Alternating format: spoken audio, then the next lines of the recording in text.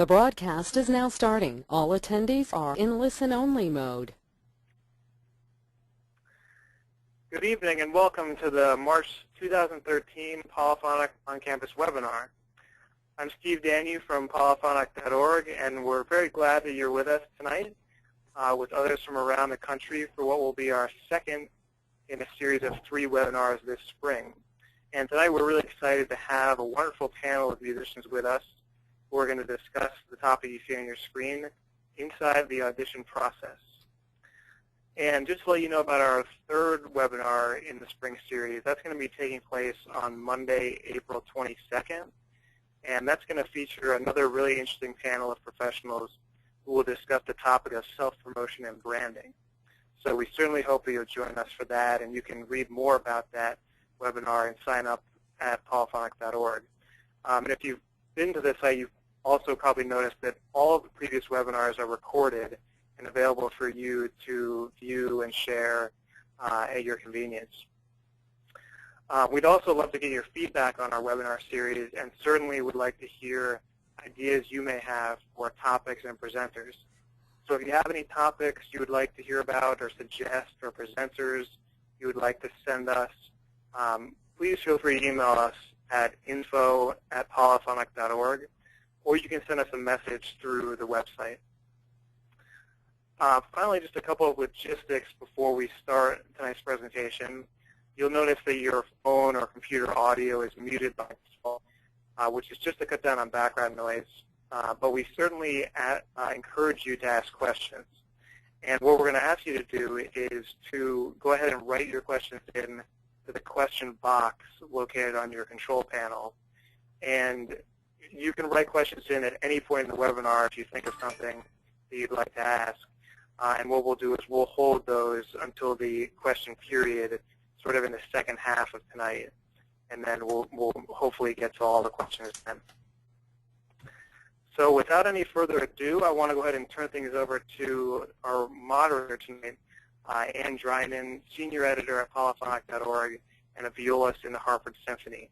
Ann's going to introduce our panelists and I think try to keep us all in line. So, Ann, I will turn to you. Thank you, Steve. Good evening, everyone. We have 3 panelists that present 3 different sides of the audition process. One is a personnel manager, one is a experienced symphony player who listens to auditions, and one is a young clarinetist who's just won an audition. So first I'm going to turn to Jim Nesbitt, who's the orchestra personnel manager in the Virginia Symphony. Jim? Thank you, Ann. And it's an honor and a pleasure to be here. And I had sort of planned on speaking on the part of the process that I deal with almost entirely, which is getting the applicant to the door, to the stage door. And what I've seen, even in just a somewhat limited but 6-year stint in this position, problems and things that especially young musicians aren't as experienced in the audition process, they tend to have, they just don't plan ahead, and things that get in the way of them actually performing their best during the actual audition. And I'm calling that eliminating externalities. One of the big things I get is from applicants for the jobs that we have here at the Virginia Symphony is they tend to wait a little too long to work out travel and take into consideration their travel plans, availability of flights, drive time. What I always ask of the applicants that I get is if you have any kind of travel issues to let me know as early as you possibly can. I will work with you, and I know many of my colleagues in the business, so we'll do that. We want you to be there and play your best, because obviously our goal is to get the best player for the orchestras we possibly can. So, and you know, what I would recommend to people coming in is even before you send that application in, check to see how the airlines handle flights into the city you're going to. They do tend to have a a schedule that is pretty regular throughout the week. You can always find the same flights leaving and arriving in certain places at the same time. And that's something that when you do apply, if there is an issue, especially if you're going to a smaller market like ours is, you don't get the availability of flights as if you were going to one of the major hubs. So that's an important thing. So any travel time you may have between the hotel and the audition venue. Excuse me. I get a number of people that just say they just didn't plan on how long it was going to take them to get there. And all of this leads up to being very anxious, flustered when you walk in the door. So I think just planning on this end is very important.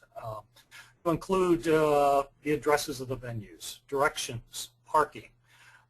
Usually we include all of that with our packet, but anytime you have a question, please, don't hesitate to call the personnel manager or in some cases the audition coordinator.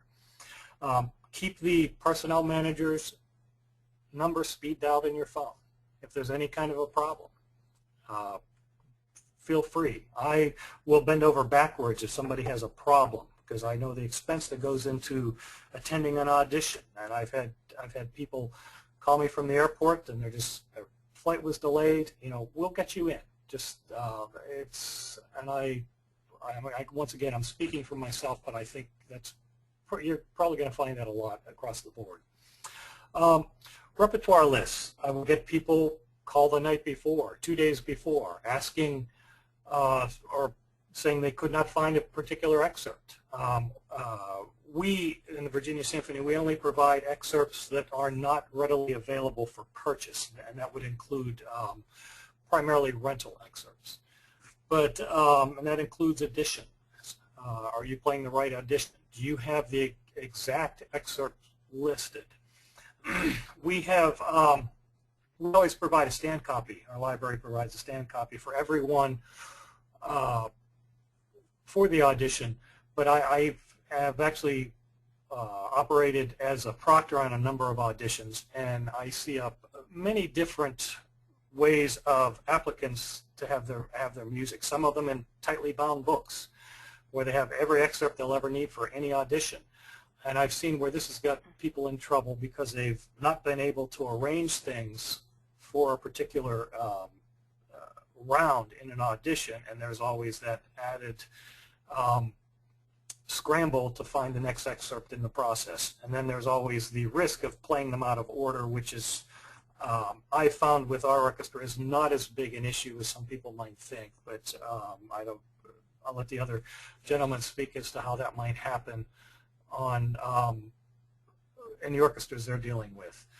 But these are, my philosophy on an audition, and it's just something I've adopted because I've sort of been making this up as I go. My philosophy for an audition is I want the person who is eliminated in the first round to have a good experience. I don't worry so much about the person that wins, because obviously when you win, you're always going to have a good experience. So I tend to want everybody to have, take away from the Virginia Symphony a good feeling. They were treated treated fairly and welcomed into the organization. But those are just some of the many things I've found that can derail an audition before you even get on stage. Okay, Ann?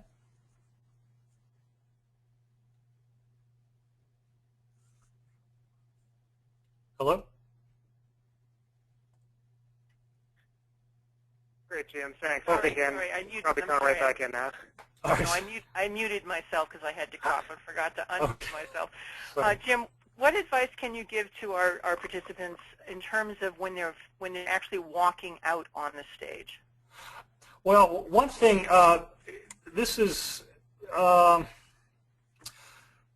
first of all, I think a lot of these things are going to be pretty much universal.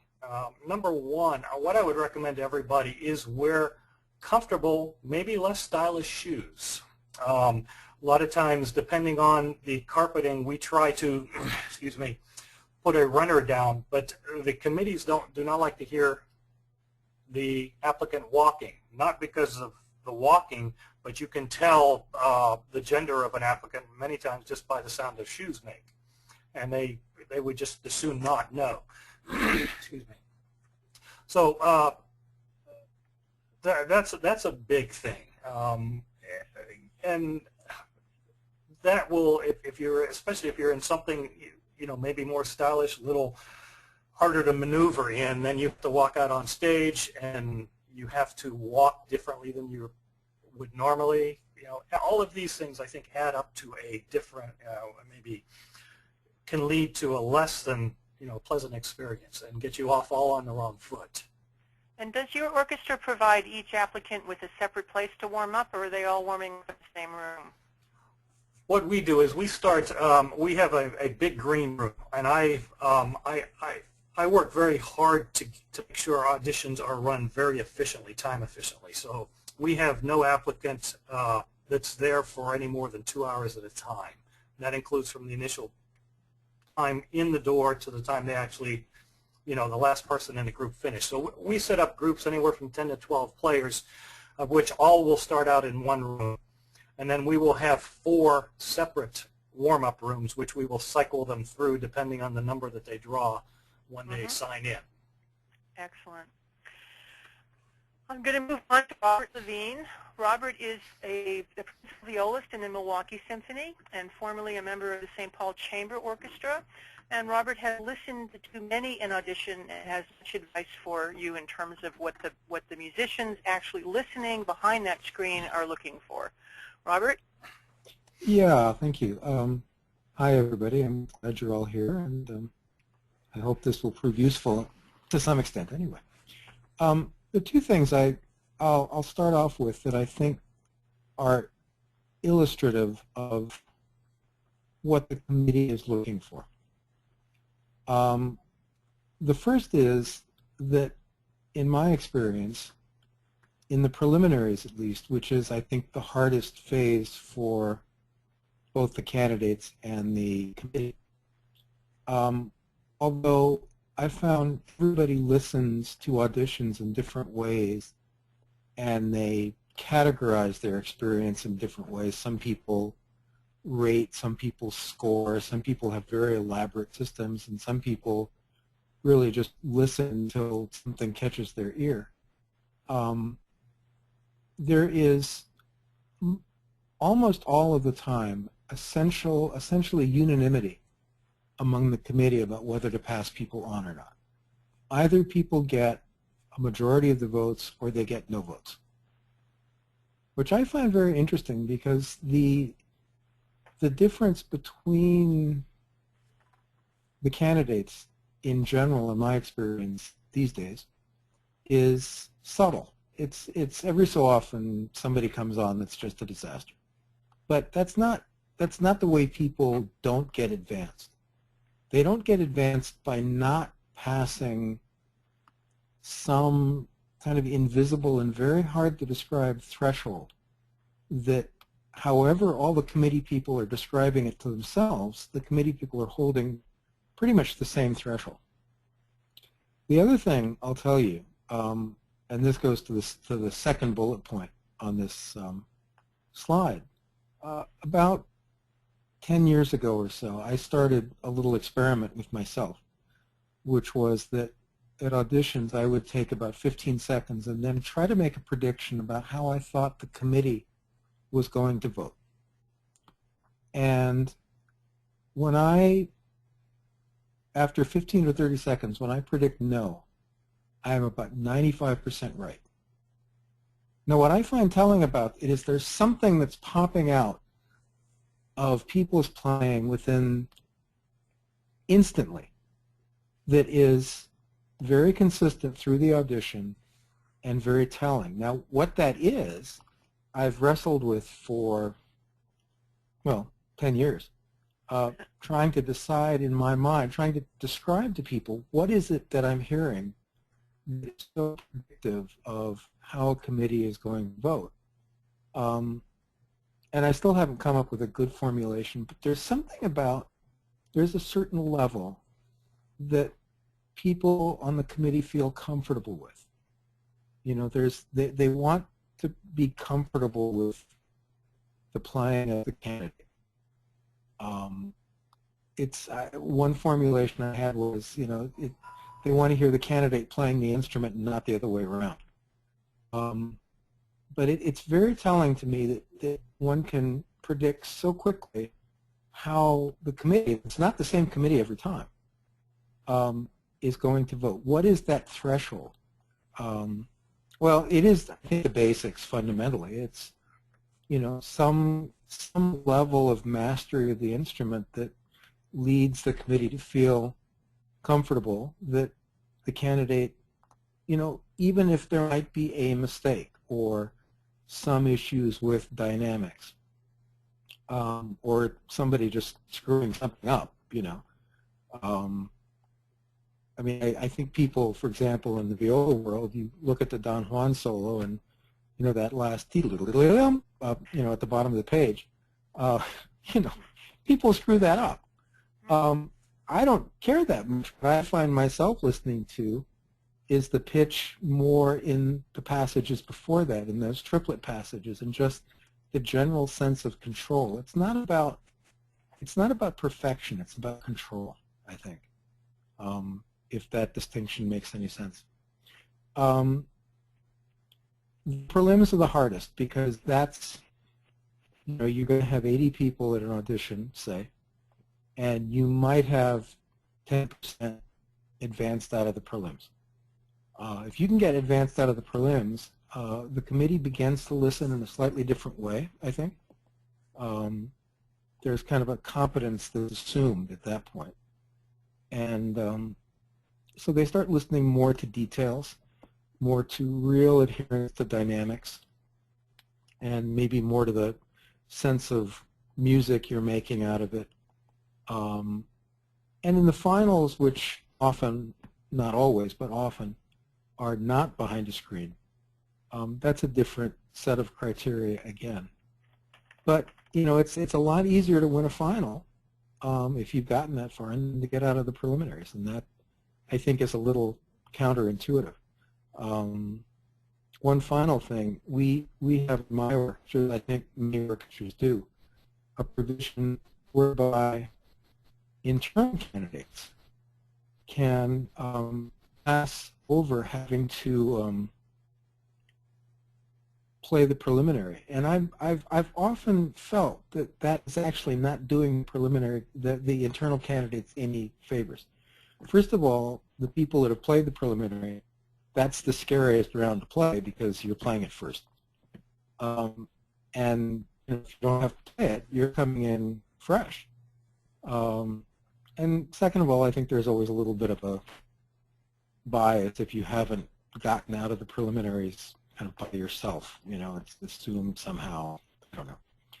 But the prelims, if you get past the prelims, you have done very well and should take that as a victory. And often after that is as much what the orchestra is listening for specifically rather than judging which person is the best. So, Anne? Yes, I have a couple of questions for you specifically to what you were just talking about. One is, why do auditions ask someone to play a concerto when they're auditioning for a section string position? What are your thoughts about that? Well, it's not always a concerto, although it generally is. I think the feeling is that, A, you want to give the candidate a chance to show off a little bit, to do something of their choice rather than the committee's choice. Second of all, it's very hard, especially for the internal parts, if you're not playing first violin part to everything. It can be very hard to make any kind of music out of those little excerpts. I have some particular ones that that just make me kind of cringe because they're so unmusical. Mm-hmm. And it's really like, I don't know if anybody remembers when skating in the Olympics, the first part of the competition was that the skaters would go up and literally inscribe circles in the ice. It wasn't about art. It was all about the technical perfection of inscribing this meaningless circle. And it can feel like that, especially if you haven't heard the candidate actually play a piece of music. So I think the point is to just get a sense of how they approach playing a normal piece, as opposed to these little weird hurdles that and hoops we force people to jump through. Interesting answer. And another question for you is, how do you feel about running two separate committees in the early rounds so that the two committees obviously don't hear the same people? I used to not like it because I was really afraid that the committees were applying different standards. For whatever reason, my orchestra does it a lot because we will typically have more candidates than a committee can reasonably hear in a day. And what I found is I think I've developed a lot more comfort with the notion that the committees really do apply essentially the same standards. That you're not going to have a situation where somebody doesn't get out of one committee who would have been easily passed on by another. I guess it can happen, and what happens in our case is we will combine the committees for the semifinals, and in fact our personnel manager will scramble up the numbers so that nobody knows for a fact they're hearing who they thought they might have been hearing in that first round. It's not ideal, but given the numbers of people we have to deal with, the alternative would be not hearing everybody, or giving them so little time that it would really not be fair. And then a quick question for both you and Jim. What's the average number of candidates per position? Now, Robert, you listen to string auditions, I'm assuming, and not winds and brass. But typically when there's an opening in the Milwaukee Symphony, how many people do you listen to? Well, for section string positions, I think we had violin openings, violin auditions a few months ago, and we had in the range of 80 or 90 people. Not everybody comes, but most of them did. Wow. Oddly enough, it's almost invariably much smaller for principal positions. Well, that isn't really odd. People probably self-select for that. That's what it is. That's what I finally figured out. But I would, when I first came into this business, it made no sense to me. And I think there is a lot of self-selection going on. But it's pretty dramatic. I mean, it can be, a factor of half or a third as many people. That doesn't surprise me at all. It really doesn't. I think wins can be more. Yeah, in the Virginia Symphony, what would you say in terms of Milwaukee's a little bit bigger than Virginia? Right. Some orchestras. Right, and I think it's a lot like what Robert said. It depends on the position. So we average, I think the lowest that I ever had, and we do listen to everybody who does apply. So I think the lowest I've ever had was about 45, but usually average between 60 and 80. Goodness. Yeah. Okay, we're going to move on and to get a third perspective on auditions, and this is perhaps the one most people are eager to listen to. This is Will Amsel, who recently won his position as second in E-flat clarinet with the Rochester Phil. And congratulations, Will. And he has many thoughts to give to you in terms of, well, what he did to make himself the winning candidate at this audition. So I turn it over to Will. Well, thanks, Ann, and thanks everybody else. And it's interesting listening to the other perspectives as well tonight. Maybe if we could switch to that first slide so I can remember what I was going to talk about. Yeah, there we go. Okay, so yeah, the first thing, at least for me, has always been pretty important. And the question that I kind of always ask is, should I take it? Obviously, everybody's personal and professional situation is different, but for me, usually, obviously, if the position paid enough to where it made sense to move to a city, then I would consider taking the audition. If it was a position that I thought I could do as a job, then I would consider taking the audition. But I think it's important to just decide based on the job and the city and all the factors, because I know a lot of people, friends of mine, just take everything, whatever comes up, any, let's say any oboe audition or flute audition or clarinet audition, and you can get burnt out because sometimes there's 20 auditions in a year and sometimes there's 2. So sometimes people feel like, well, I have to take everything because when there's 2 auditions, I got to get one of them. That's another year of either being unemployed or maybe they're in a place where there's not enough freelancing.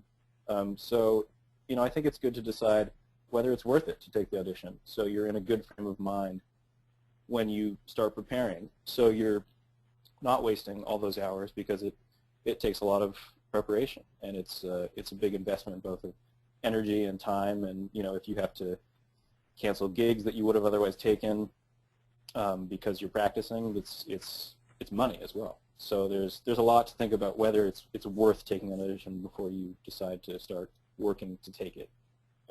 What I do after I've decided that I'm going to take the thing is, and this is when I was in college, I took a couple auditions just to sort of see what they were like, and had like zero organization, and just sort of like kind of got my hands randomly sort of throughout the time I was getting ready to go on the actual parts, the music, and would just sort of kind of wing it.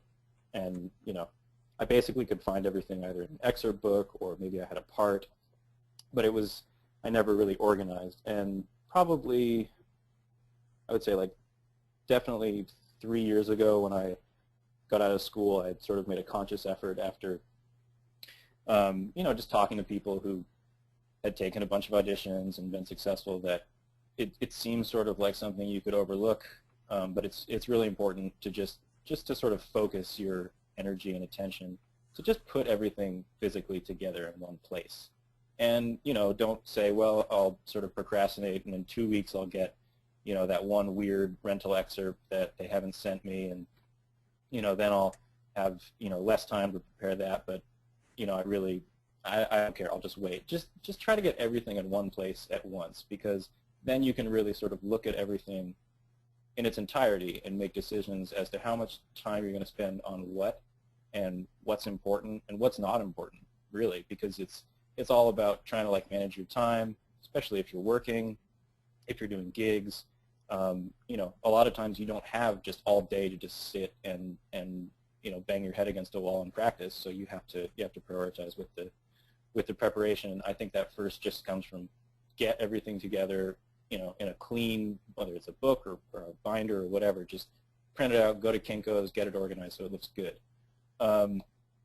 Then something that I've done recently, like for the past maybe, let's say 4 or 5 auditions, was that usually, I think I've probably taken about, up to the last audition in Rochester, I've probably taken about 15 auditions, let's say, since I guess like, yeah, 15, 16, let's say.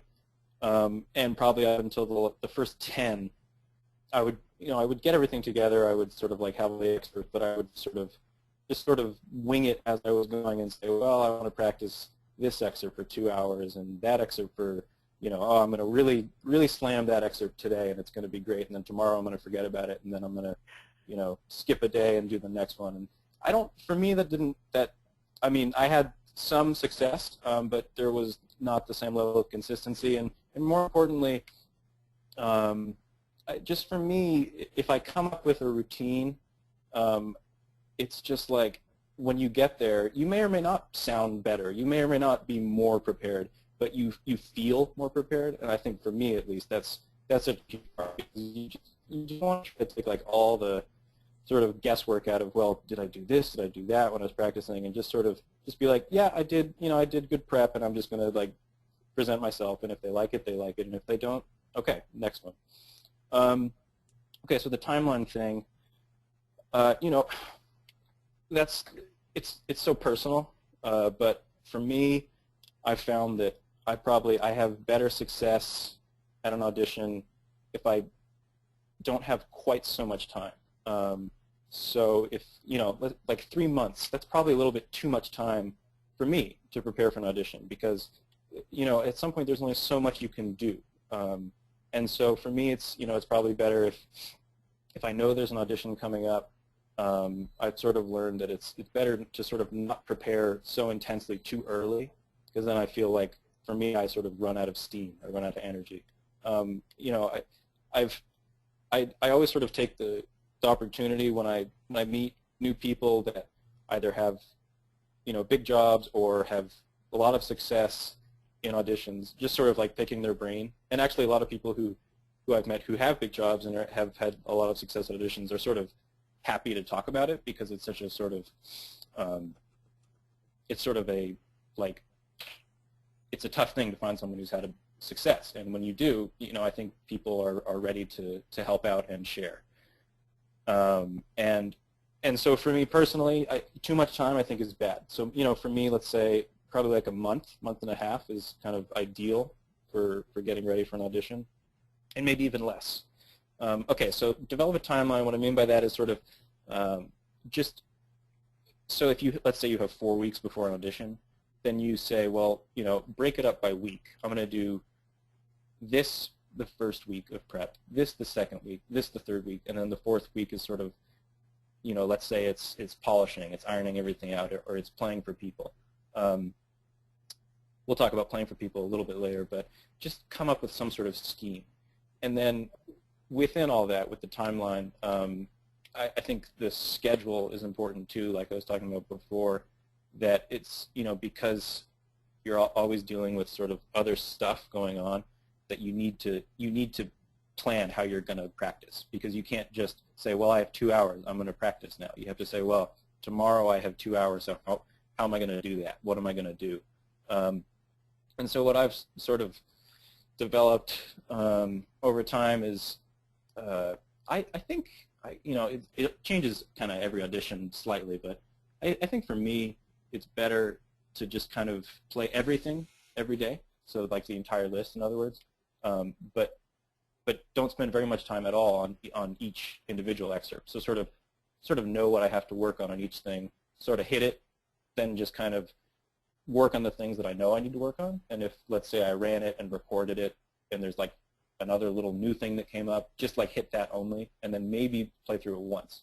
So this is something that probably only in the last couple of years I've been doing more, is this idea that, you know, if you run the excerpt once and then you practice the things that you know that you're bad at, that's a lot more effective than just sort of playing the excerpt through 10 times and then hoping that it's just going to get better. That just doesn't work. I know it doesn't work for me, and I can't imagine that works for most people, because it's not very efficient. Yeah, so a schedule within that. So then what's nice about that, about working on what you're going to work on before you do it, is that you don't waste so much time, and then you actually end up practicing less, hopefully. Okay, next thing that it's in bold, so it must be important, is slow practice. And obviously everybody has like their own techniques of practicing, period, and like that's obviously sort of a big part of that is how you were taught, you know, when you were young. A lot of that stuff just sort of carries over.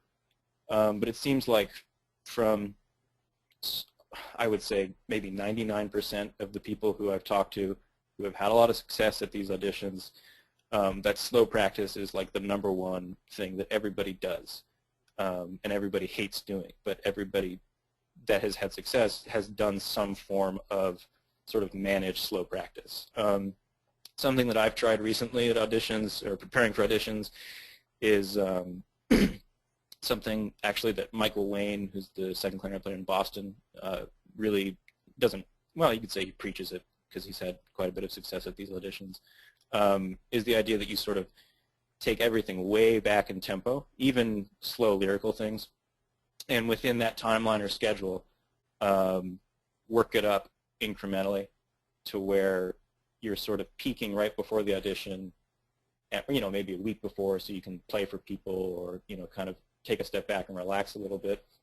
But within that scheme, there are, you know, if you have 6 weeks, obviously you could play a week of, let's say, Daphnis for clarinet, which is the final tempo could be 152.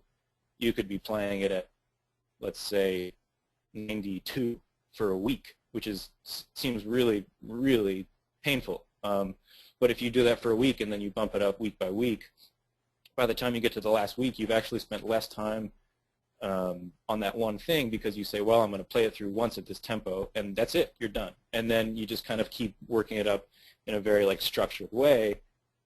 So by the time you get done, you've spent really good time on the excerpt, and you haven't just sort of played through it a bunch of times. So you've really just focused on what you need to do. Yeah. So the slow practice thing. I mean, I'm thinking of maybe one person who is actually someone that my wife studied with, who was just sort of a freak, and this person, never practices slowly and just sort of says, well, I can't do that. If I have something fast, I just have to practice it really fast, and that's how I practice. And other than hearing something like that, from some just person who just has too much talent, basically, slow practice just seems to be the one thing that everybody does, that everybody who's had success at big auditions. Okay, the other thing, next thing, playing for people. That's a personal thing, I think. Some people are freaked out about asking new people if they could play for them. That's a hard part of sort of deciding who you're going to play for. I don't think that you necessarily have to play for someone you know really well. Sometimes it can just be some person who you get along with in some class or something, and you're like, hey, can I play this list for you? And I think it's also important to play for people who don't play your instrument, because for a clarinet audition, at least, for most orchestras, you might have one or two people on the committee who are clarinet players, but the rest of the people listening don't play clarinet. So you got to play for oboists, you got to play for flutists, for brass players, for string players. I mean, that's a huge thing, because it's a different beast, and you could be sort of focusing on all this sort of instrument-centric things, and you could play for a non-wind player if you're a wind player, and they could, they might not even notice it. So I think that's a huge thing, playing for people who don't play your instrument. And then as far as when you do that in the lead up to the audition, that's kind of like you have to do a few and do them different ways to decide what works for you, how you felt most comfortable at an audition, what maybe freaked you out if you played for someone too soon, these sorts of things. So that's just a matter of doing a few and then just kind of coming up with what works and what doesn't work. The next thing is different methods, schedules of preparation. I think we sort of covered that. I mean, there's a ton of different ways. I just sort of outlined what I've been doing recently, which is this kind of idea that you start everything slow and slowly work it up to a tempo, so it's really ingrained in your muscle memory and in your and just so the confidence is there on everything. But there's obviously lots of different ways of doing that in terms of structuring. Yeah, and then the last thing, differences between practicing rep and practicing excerpts. I think this is probably, some people don't agree with this. Just for me personally, I have to practice excerpts differently than how I would just practice something for work or something that I'm playing on, like a recital or something like that, because I think it's just different. For me, sitting in a room by myself playing something without any accompanist or fellow players, so you can sort of feed off them. And for me, at least, for practicing for auditions, it's just helped me to come up with some sort of schedule where I don't play things very much. I just sort of know what I need to work on with each thing. And then, okay, so just specifically what I do, play through the excerpt once, practice the few things that I know I'm going to be weird on or that I know are problem spots, and then maybe play it again once. So that's like a total of 5 minutes on one excerpt. So then if there's 25 excerpts, I'm terrible at math, but it's not that much time. You could spend maybe 2.5, 3 hours instead of like 6 hours. And obviously, for strings, it's different, I suppose, because they can practice longer without getting quite as just fatigued with the mouth. But it's just coming up with some different way of working on these things, because I think they're different. There's like another slide, right, Steve? Okay. Most of this stuff the other guys already talked about, so I'll just sort of quickly go through this. Yeah, so again, this is all coming from my experience, but I think this kind of applies. I think it's probably important to just not do anything too weird. You know, don't come up with some new diet that you read about that increases your energy or whatever, you know, the night before an audition. Just like do your normal thing. If you eat pasta all the time, don't cut out carbs the night before and then like wonder why you feel really weird the day of the audition because you didn't eat what you normally eat. That sort of thing. Just like do your thing. Okay, substances, and we might have a question about this, I don't know. Sort of along the same lines, like about eating and your diet and that sort of thing. You know, if you exercise, just keep exercising. If you're kind of loose about it, don't feel like, oh, you know, tonight's the night I'm going to go run 5 miles before I go to sleep. Just like keep it normal. If you drink coffee and you need coffee to function, you know, maybe think about not cutting it out. If you know because you've taken some auditions that you're a coffee drinker, but the day of the audition you drink coffee and you get kind of jittery, don't drink coffee. Like it's just, you know, don't try to like overthink it. Just do what works and what you're used to. And the same thing, like, you know, if you have a beer usually every night with dinner, you know, maybe don't drink the night before an audition. But if you always drink, you know, a beer with dinner or something, then, you know, don't overthink that too, that sort of thing. And obviously this is assuming you're over 21 for people who are like in college and stuff. And then the beta blockers thing, obviously this is something that's like, that should be taken really seriously. And it's a really bad idea to take any controlled substance if you don't have a prescription for it. So this is something that, you know, if you have trouble with nerves and you know that you have troubles with nerves, you know, go to a doctor, your doctor, and talk to them about it and see if you're a candidate for taking beta blockers as a nerve inhibitor and not. I guess the function is, and someone else could help me out on this, what the sort of normal use of beta blockers is, what condition it's for. Well, I am actually on beta blockers, but I had a freak heart attack about 4 years ago, so that's I don't need them, but that's what I have to take. So. Yeah, no, sorry about that. Let's hold that discussion for later. Maybe keep it for later. Okay. Yeah. Yeah. So that's something with a doctor. Okay. Day of audition, warming up, waiting around. You know, some people are into like wearing gloves all the time, wearing, if it's cold, wearing, you know, keeping earbuds or earphones in, even if you're not listening to anything, just sort of like keep in your own zone, and that's fine. Just sort of like, you know, I've actually been accused of kind of being rude at auditions because, you know, I'll see people that I know and maybe not like want to like just hang out and chat and like catch up. Like, you know, maybe if, you know, we both got cut and we're you know, at a bar afterwards, for, you know, sure, why not? But, you know, for me, it's like kind of nice to just sort of be in your own space and don't try to be like, you know, the nicest person. Don't try to be the most friendly person, because you're going to know a lot of these people, whether from school or summer festivals or whatever. You know, it's a lot of the same people. It's not a social event, and I think it's just a good idea to just sort of try to, you know, be nice. Don't be rude, but, you know, don't try to talk to every single person you've ever met, and just keep in your own zone. In the audition room, we've already sort of talked about that stuff. The differences between earlier and later rounds, Jim talked a lot about that. Or no, Robert talked a lot about that.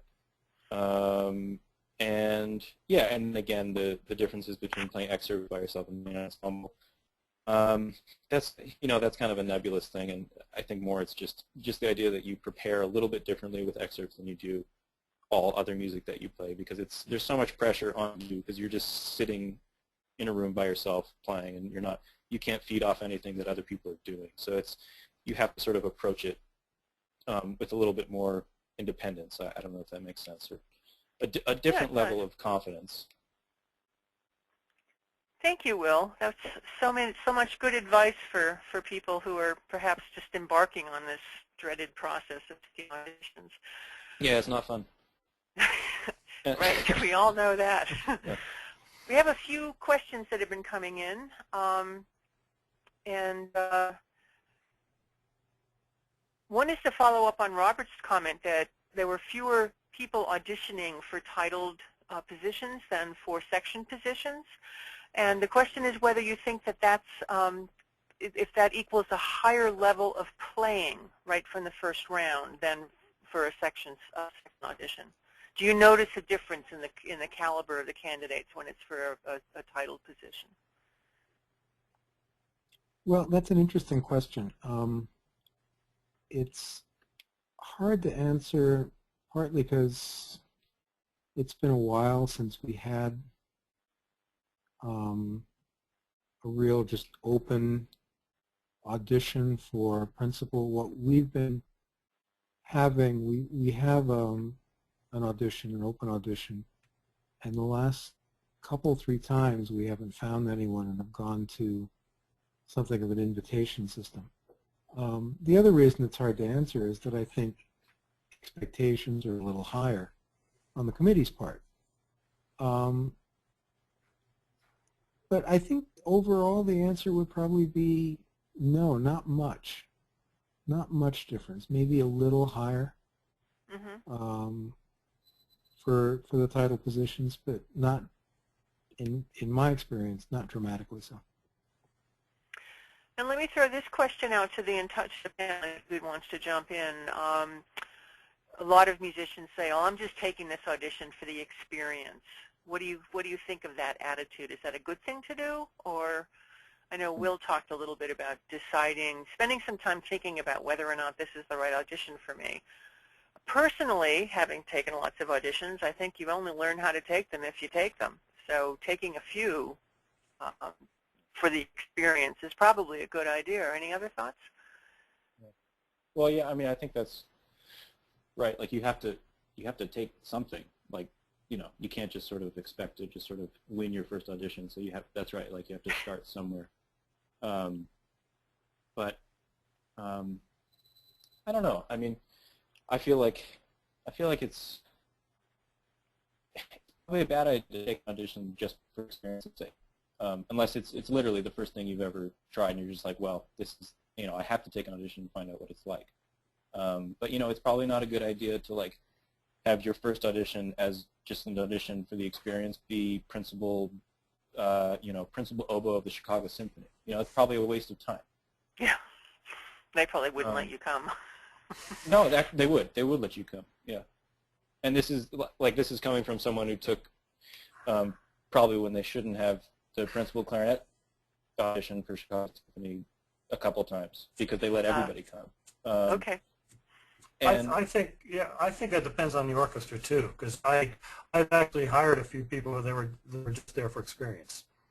So once again, Chicago probably would not be the place you would go for that experience. But you know, a smaller orchestra, you know, you just never know if the skills are there. You could walk out with a job. Right. I have two things to say about this. One is I don't think it's entirely ethical to take an audition if you're not willing to take the job when it's offered to you. In fact, if I recall correctly, the Code of Ethical Audition Practices, which is something that was arrived at between ICSOM and the major managers about 30 years ago, speaks to that issue. Equally importantly, though, I think you're not going to learn much from taking an audition unless you take it really seriously. And my personal experience was that I took auditions really seriously when I needed a job, and somewhat less so on other occasions. Good points. Another question that's come is, given that so many conductors lead a, quote, nomadic life, in other words, even if they're the principal conductor or music director of an orchestra, they're only there for X many weeks a year, has this impacted auditions, that the music director is not there all the time and has imprimatur of what he or she wants on the orchestra? I can speak to that. Our music director is, as you said, very busy and many times out of the city. So yes, our biggest problem with that is actually scheduling, because she is on the finals for all auditions. So I'm currently going through a bit of a scheduling nightmare trying to get a couple of auditions scheduled, all because of her schedule and the orchestra schedule. So yeah, it does have quite an impact. Beyond scheduling, is there an artistic situation where that's a problem? Well, I haven't seen that. No, because the music director will be on all of the rounds, so there's consistency there. Given the existing hiring process, do any of you have suggestions for what an ideal or at least improved hiring process might be? One could raise the issue of... I will give you an example of what... I was just going to say one could raise the issue of diversity, and if everything's behind a screen, there's catch as catch can in terms of who wins the audition, which is artistically a good thing, but... Right. Go ahead, Robert. The best hiring process I went through was when I joined the Orford Quartet up in Canada. This was in 1986. I'd been principal in St. Paul for 6 years, I think. And it was a quartet based at the University of Toronto. It was really the leading Canadian quartet of its generation. They put an ad in the International Musician. They heard a lot of tapes. They invited some 30 people to come up and play with them for a day. And of those 30, I think they invited 2 or 3 back to play with them for a weekend. Now, that was the hiring process. The problem is, they had one opening every 8 years, 10 years. When you have 6 in a year, it becomes very unwieldy. Now, having said that, there is an interesting model out in San Francisco that, although I think they use a very traditional process up through the finals, they then have what they call, I think, an audition week or something, where the candidate comes and does a bunch of activities. They play in the orchestra, they play chamber music with people in the orchestra. In a sense, it's almost like a pre-tenure process. I wish that we had much more time to spend with the candidates that were obviously viable people, the semifinalists and certainly the finalists. We don't. I've often said the only reason the system works is that there are more than enough really qualified applicants that it's hard to really pick someone that's not going to work out, except perhaps for personal reasons, because the standard is so high by the time they get the job. Does that mean we're always picking the person that would actually work out best in that position? I kind of doubt it. You raised the issue of tenure, and I know Jim has a few thoughts about once you've won the audition and you don't yet have tenure. Here's a little advice for people about that issue. Jim? Yes, the tenure process is sort of unique to each orchestra, because I know I think it's Milwaukee, it's a 2-year process. For us, it's a 1-year. And some of the problems, we have a couple of people going through now, and sort of making a difference between the audition and tenure. You've played all your excerpts, you were selected, now it's time for you to actually play music with the orchestra.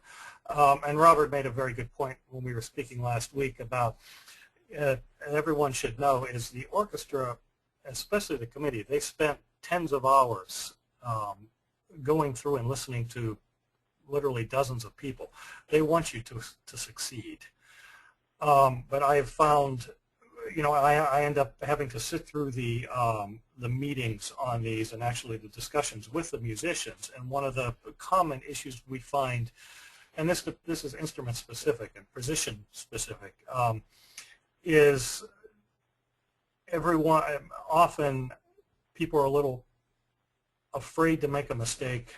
Like they're used to the idea if they blow something in the audition, they're finished. But obviously, when it comes to actually playing music, it's a different, different metric. And all I can say is, depending on the chair you're playing, obviously you don't want to, if you're the timpanist, there are times you may have to lead. You don't want to, play it fixed. But then again, if you're a 2D string, obviously you're going to get, too aggressive at times. But that's a big part of the process. But it's, it's a very valuable part. And I think that's many times that's probably the best part of the audition process, when you actually do get to work and see how you fit within the group itself. Thank you, Jim. And we now have a final question for everyone. What do you think of orchestras that don't invite candidates based solely on a resume, meaning that they don't even have a CD round? Jim, you said your orchestra lists anybody who applies, but we listen to everybody. Yes. I'm studying in Milwaukee. That's probably not the case, Robert. No, it pretty much is. I mean, they're every so often there shows up a resume that there might be some discussion with the committee, and the personnel managers, we suggest they go back to the candidate and say, we really don't think, you're likely to succeed at this audition. But I don't know that we've ever, or at least not recently, ever told somebody they can't come. And I would tell the participants here that if that happens to you, you should contact Nathan Kahn at the Symphonic Services Division, because the audition legalities are his specialty. It's Nathan, K-A-H-N. And in particular, if you feel you're qualified for an audition and they refuse to hear you, he will have some very good advice about what you can do to turn that around. And, but it's not just that. People really feel they've been badly treated in an audition. It's in fact about the only form of feedback that the people running the audition process are going to get. And if Nathan is very good at handling those issues, he's dealt with them a lot. He knows when he's being, he knows when he's being fed a gospel story at work. I've had some calls from him about things that have happened, and it's an appropriate way of raising concerns about. Just don't necessarily expect because you raise it, it's going to get addressed the way you want it to, because that doesn't always happen. Well, thank you, panelists. It's 9 o'clock, and I'm going to turn this back over to Steve. I think it's been a really interesting conversation, and I hope our participants have learned what they came here to learn about the dreaded audition process. Steve? And speaking of feedback, it would be lovely to get some, too. Yeah, yes. Absolutely. As Robert said, if you all have additional feedback or questions that we didn't get to tonight, we'd absolutely encourage you to write us at info@polyphonic.org, or you can just go to polyphonic.org and contact us through the website there. And certainly I want to echo Ann's thanks to Jim, Robert, and Will for sharing your thoughts with us tonight. Really great stuff, and I think really valuable for all the people that attended and all the people that will watch the recording of this. And certainly thanks to Ann for, as I said when we opened, keeping us all online and doing a great job of managing all of this. So thank you to all those. Steve, I just would say that if there are some questions that haven't come through yet, I think we can probably put together a blog post or two to address those, having the panelists in each address questions as they come in afterwards. Yeah, that's a great idea. So again, yeah, don't be shy if you have questions that you think of later or that we didn't get to. Or if you're watching the video and you have a question, send us your question, and we will attempt to respond to it. Yeah, absolutely, absolutely. Yes. And obviously, we want to thank all of you out there for listening and attending tonight, and those that are watching this after it's been recorded. Thanks for your time, and again, we absolutely encourage you to give us your feedback, and hopefully we'll see you on our next webinar, April 22nd, on self-promotion and branding, which will feature another really interesting panel of professionals. And again, you can find more about that webinar and sign up on polyphonic.org. So again, thanks to Ann, Jim, Robert, and Will for your time tonight to share your expertise, and we look forward to the next webinar. Good night, everybody. Good night. Thank you. Okay, take Good care. night all.